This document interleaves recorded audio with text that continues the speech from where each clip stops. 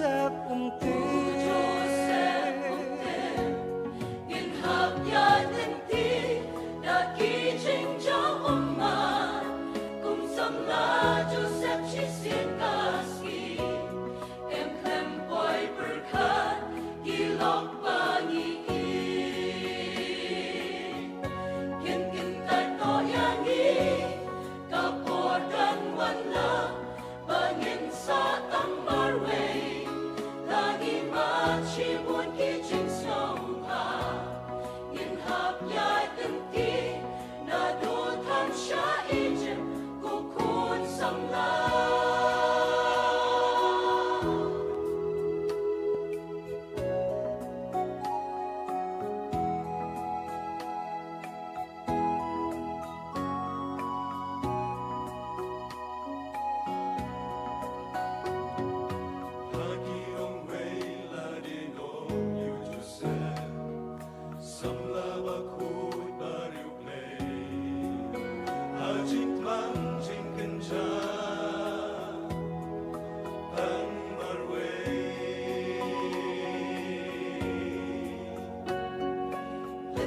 Bachnai na rutan sha iche ka ei mancha ukusnai shnai na lagi hemme shublei upa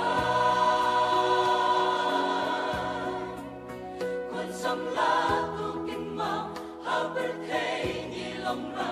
cùng Joseph ya ublei kin ma ha yong ka putay hai kik mat sha ublay wat shaktin ino marwe in hab ya ti na ki jing ja ma kung sam la Joseph chi sim kaski em khem boy berkat kilok bani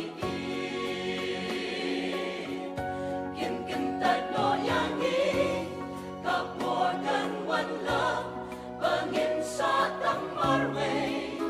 lagi machi buồn ki chính sông ha in hợp gia đình ti na do tham sha ijem ku kun sam la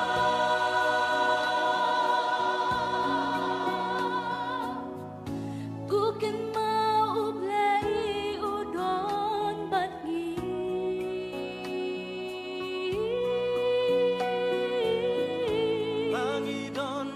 ngai na la kari